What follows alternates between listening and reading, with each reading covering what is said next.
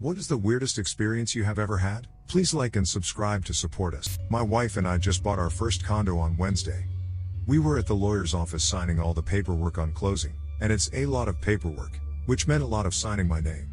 After 20 minutes of this, I remember just staring at the paper and starting to laugh because I could not for the life of me remember my own signature. I had just written it 30 times, but I could not remember the motions, and it's one of those scribbled ones, so it's not like I could just write each of the letters.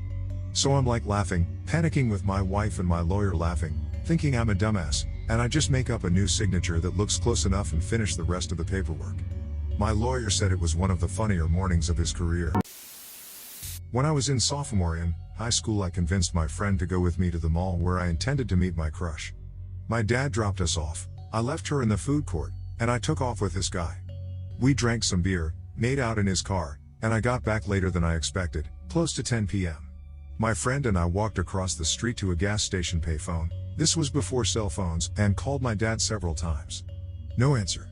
I tried to call the guy I was with, no answer. We're starting to panic because the walk home would take about an hour, and it's through a neighborhood that people won't even stop for red lights during the day, just not a safe area and a known place to score drugs. I try my dad again while my friend approaches a guy on another payphone. She comes over and says, "I got us a ride." She points to the guy who is maybe in his 40s or 50s, and then to his car at the pump. There's a young guy in the passenger seat, maybe early 20s. She says, he told us to go wait in his car while he pays for gas. I'm feeling okay about this because it's clearly a guy and his son.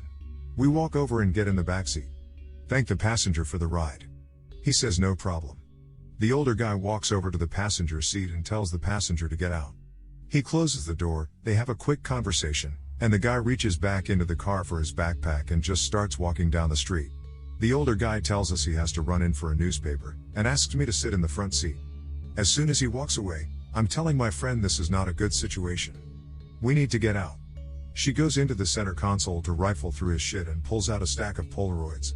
She shows me a picture of a little girl, probably around 6, and says, "See, he has a daughter. It's going to be fine." I feel better. But the next Polaroid was a different little girl. All of them were different. All about the same age. Nothing crude, just smiling little girls. I am in full-blown panic mode now, and I want to abort the mission. My friend refuses to get out of the car and says, "Listen, I know you're a virgin, and I'm not, so if this turns into something rapey, I'll volunteer myself." This doesn't make me feel any better, but the guy is already approaching the car, and my friend won't budge. I give him directions to an apartment complex not far from my house. He hands me a newspaper and tells me he needs to know if a horse named Lucky 7 or Lucky number 7 won, one of those I can't remember. I'm having a hard time locating it and say, "Sorry, I can't find it."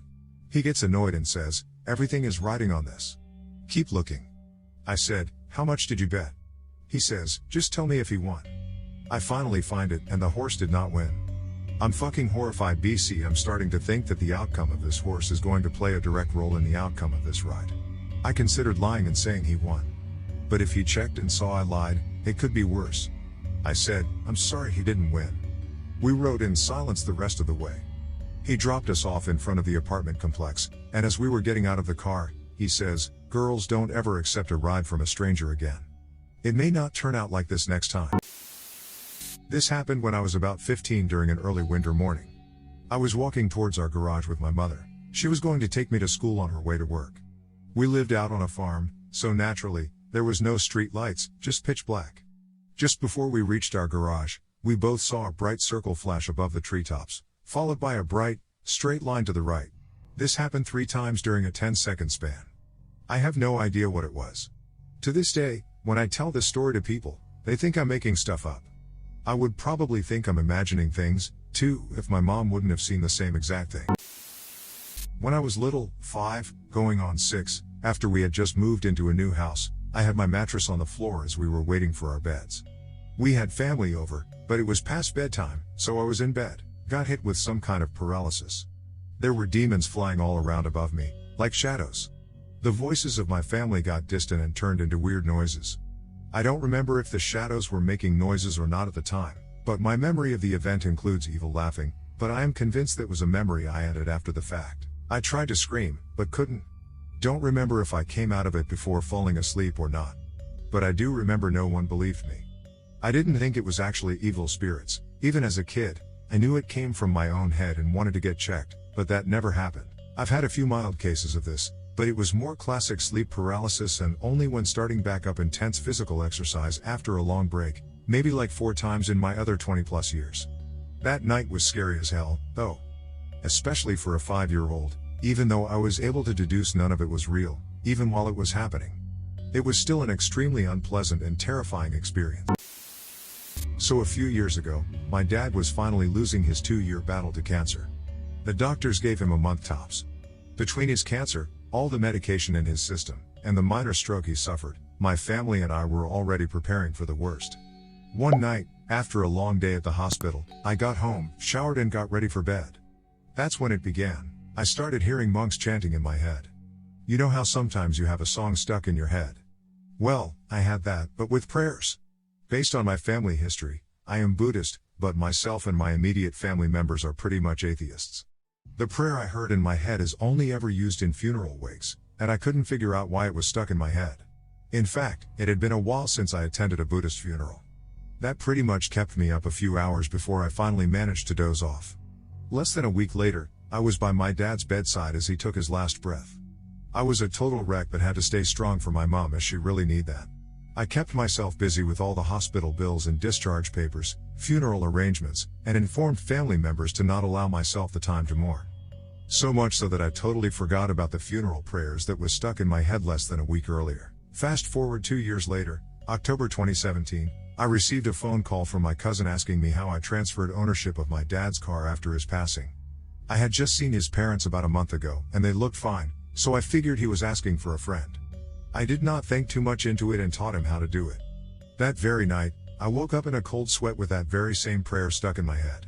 I rang my cousin up the next day, and he assured me there was nothing to worry about. A few days later, my mom got a call from his mom to tell us his dad, my uncle and my dad's older brother, was in critical condition from liver cancer, and so we made our way to the hospital to say our goodbyes.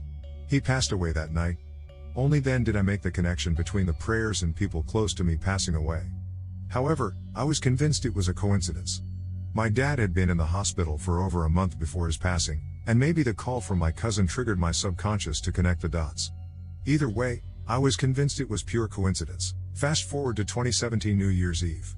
My mom, sister, and I decided to spend the night at home, enjoying a home-cooked meal, something that doesn't happen very often as we all work late hours. At about 2 a.m., as I was turning in, the prayer started in my head again.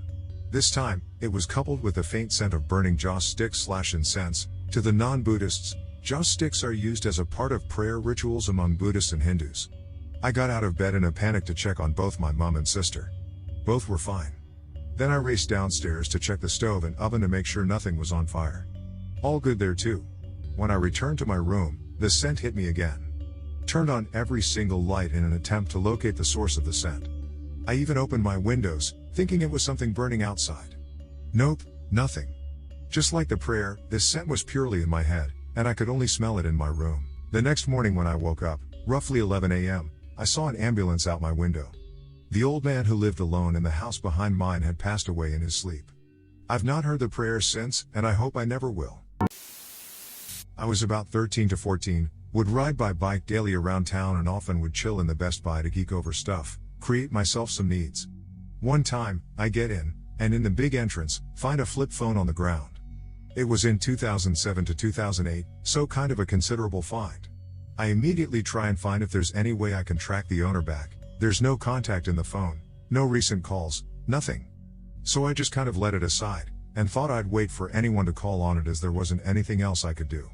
So that particular night, I was to go eat with my mom, and was waiting for her to come and get me at my dad's. All of a sudden, I hear the phone ringing from my room downstairs. I rush to answer and miss the call by a second. Wait for a few minutes, and a recorded message pops up. Now that's the weird part. I listen to the message, and it's a woman that sounds exactly like my mom, that says, "Hi, my real name, it's Mom. I wanted to know if you're still up for dinner tonight, let me know." I was so shook and wouldn't understand shit. Turns out, the guy who lost the phone just had the same name as me in real life, and had the same plan for the day. But he was about 50 yo.